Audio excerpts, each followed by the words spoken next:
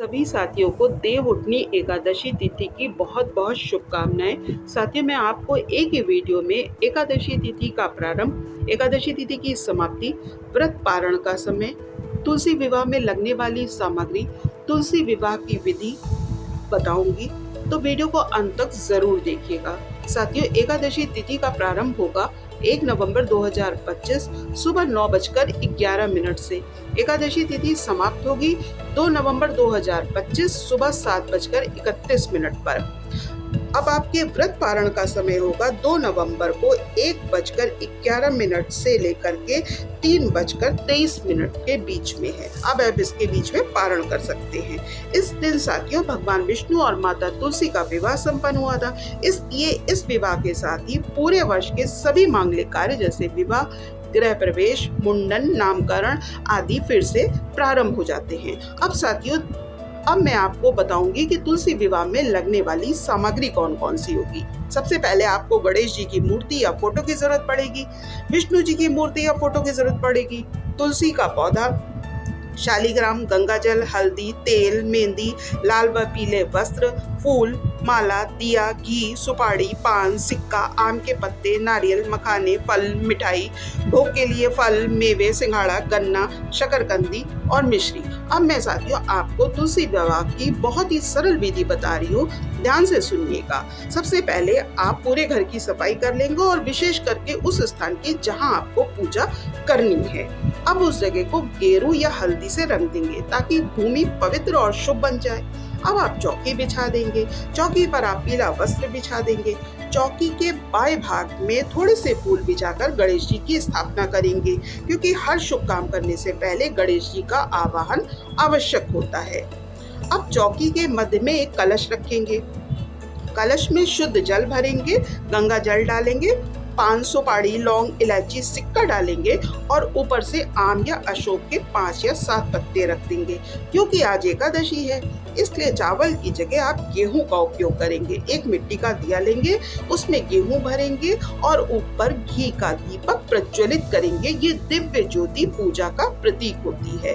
अब चौकी के दाएं भाग में भगवान विष्णु की फोटो या मूर्ति रखेंगे, लेकिन पहले उन्हें फूलों का आसन दे देंगे। और अगर चौकी पर आपकी जगह ना हो तो चौकी के ठीक नीचे तुलसी का गमला आप रख सकते हैं, लेकिन वो जगह साफ सुथरी होनी चाहिए और उस जगह पर भी फूल बिछाकर आसन माता को देंगे। अब तुलसी के गमले में भी थोड़ा से फूल डालेंगे और वहां पर हम शालिग्राम को स्थापित करेंगे। अब गंगा जल से गणेश जी, शालिग्राम, विष्णु जी, तुलसी माता को स्नान कराएंगे। इसके बाद सभी को रोली से तिलक करेंगे। क्योंकि आज एकादशी है, इसलिए चावल की जगह आप यहाँ पर सफेद तिल का उपयोग करेंगे। फिर भगवान विष्णु को पीला वस्त्र और जनेऊ पहनाएंगे और माता तुलसी को लाल वस्त्र या चुनरी पहना देंगे। विवाह का आरंभ होता है साथियों हमेशा हल्दी से होता है, तो एक छोटी सी कटोरी में हल्दी ले लेंगे, उसमें थोड़ा सा तेल मिला लेंगे। अब एक फूल की मदद से सबसे पहले भगवान विष्णु जी को हल्दी लगाएंगे। हल्दी उनके हाथों और पैरों पर 5 बार लगाएंगे। यदि आपको आता है तो आप इस समय विवाह मंत्र भी बोल सकते हैं, या बिना मंत्र बोले सिर्फ जय श्री हरि का जाप करते हुए भी आप लगा सकते हैं। ओम श्री विष्णुवे नमः, शुभम कुर्यात् विवाहे नमः। अब वही हल्दी तुलसी माता को भी 5 या 7 बार लगाएंगे। ये हल्दी रस्म उनके विवाह सौंदर्य का प्रतीक होगी। अब इसके बाद विवाह संपन्न कराने में दूसरा जो रस्म होती है वो होती है मेहंदी की। अब आप मेहंदी का एक कोन ले लीजिए या थोड़ी सी मेहंदी ले लीजिए। इसे सबसे पहले आप विष्णु जी के हाथों और चरणों पर लगा देंगे। फिर उसके बाद वही मेहंदी तुलसी माता को लगाएंगे। ये परंपरा दाम्पत्य, सौभाग्य और मंगल सूचक मानी जाती है। अब फूलों की 2 मालाएं लेंगे। पहले तुलसी माता को छुआकर विष्णु जी को पहना देंगे, फिर विष्णु जी को छुआकर तुलसी माता को जयमाला पहना देंगे। ये जयमाल रस्म का प्रतीक होती है, जिसमें दोनों का मिलन पवित्र बंधन में होता है। अब 7 फेरे होंगे। एक नारियल ले लेंगे, ये सप्तपदी का प्रतीक होगा। क्योंकि तुलसी माता विष्णु जी के दाएं पक्ष में बैठी होती है, इसलिए नारियल को दाएं से घुमाते हुए विष्णु जी के 3 फेरे लगाएंगे। क्योंकि पहले 3 फेरों में कन्या पक्ष आगे होता है, इसके बाद के जो 4 फेरे होंगे वो विष्णु जी से घुमाते हुए माता जी की तरफ घुमाएंगे और 4 फेरे लेंगे। ये वर आगे का प्रतीक होता है।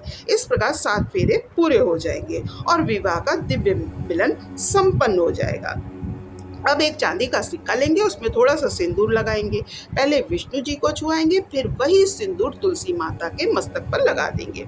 ये विवाह का सबसे शुभ क्षण होता है। तुलसी माता का विवाह श्री हरि विष्णु से संपूर्ण रूप से संपन्न माना जाता है। अब एक मंगलसूत्र लेंगे, पहले उसे भगवान विष्णु को छुआएंगे, फिर तुलसी माता को पहना देंगे।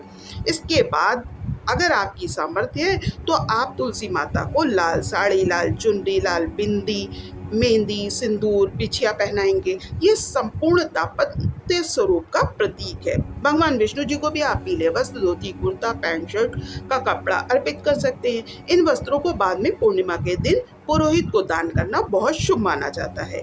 लेकिन तीनों देवताओं को आप अलग अलग भोग लगाएंगे। गणेश जी को अलग भोग लगेगा, विष्णु जी और तुलसी माता को भोग अलग अलग लगेगा। भोग में मिठाई, फल, मेवे, सिंघाड़ा, गन्ना, शकरकंद आदि चढ़ाए। ये सभी वस्तुएं एकादशी संगत है, यानी इसमें अनाज नहीं होता। इसके बाद गणेश जी की आरती करेंगे, फिर विष्णु जी और तुलसी जी की आरती करेंगे। आरती के समय ये भाव रखेंगे कि हे तुलसी माता, आप श्री हरि की अर्धांगिनी है, हमें भी वैसा ही पवित्र प्रेम और सुखद दाम्पत्य प्राप्त हो। अब आप स्वयं चौकी के चारों ओर 7 बार परिक्रमा करेंगे। एक परिक्रमा पूरी जब हो जाएगी तो आप विष्णु जी और तुलसी जी के सामने एक मखाना, एक फल या एक टॉफी अर्पित करेंगे। इस प्रकार आप 7 परिक्रमा लेंगे। ये 7 परिक्रमा में 7 प्रकार के फल, मिठाई या फिर टॉफी अर्पित कर देंगे। ये स्वयं की श्रद्धा और 7 जन्मों के शुभ बंधन का प्रतीक है। अंत में आप क्षमा याचना करेंगे। सभी पूजा विधियों के बाद आप हाथ जोड़कर क्षमा मांग लीजिएगा। हे भगवान विष्णु, हे तुलसी माता, यदि इस पूजा या विवाह में कोई त्रुटि या भूल हो गई हो तो मुझे क्षमा करें। मेरे परिवार पर सदैव आप अपनी कृपा बनाए रखें। इसके बाद आप सभी को प्रसाद वितरित करेंगे और स्वयं भी प्रसाद को ग्रहण करेंगे। जैसे तुलसी माता ने विष्णु जी को अपना सब कुछ समर्पित किया, वैसे ही मैं भी अपने जीवन में भक्ति, प्रेम और निष्ठा बनाए रखूं, ये प्रार्थना करेंगे। देवउठनी एकादशी केवल एक पूजा नहीं है, बल्कि एक भाव है। ये दिन बताता है कि भक्ति में जागरण कितना आवश्यक है। 4 महीने की चातुर्मास अवधि में जब भगवान विष्णु योग निद्रा में रहते हैं तो सृष्टि का सारा मंगल कार्य रुक जाता है और जैसे ही वो जागते हैं, जीवन में नई ऊर्जा, नया आरंभ होता है। तुलसी विवाह इस नूतन आरंभ का प्रतीक है। यह हमें सिखाता है कि हर रिश्ते में समर्पण, पवित्रता और प्रेम सबसे बड़ा व्रत है। इसी के प्रकार साथियों, जब आप भावपूर्वक देवउठनी एकादशी का व्रत रखते हैं और तुलसी शालिग्राम विवाह संपन्न कराते हैं तो यकीन मानिए आपके घर में वर्ष भर सुख, समृद्धि, वैवाहिक आनंद और शांति का वास होता है। तुलसी श्री हरि की प्रिया, शालिग्राम प्रिय श्री हरि, जो करे विवाह विधि ये, उस पर कृपा करे माधव मुरारी। साथियों, अगर मेरे द्वारा सुनाई गई ये कथा आपको पसंद आई हो तो और ऐसी ही कथा आप और देखना चाहते हो तो सबसे पहले आप मेरे चैनल छोटी सी आशा को सब्सक्राइब कर लीजिएगा और इस वीडियो को ज़्यादा से ज़्यादा लाइक और शेयर कर दीजिएगा। इसके लिए आप सभी का बहुत बहुत आभार। मैं जल्दी ही मिलती हूँ एक नए उद्देश्यपूर्ण वीडियो के साथ। धन्यवाद।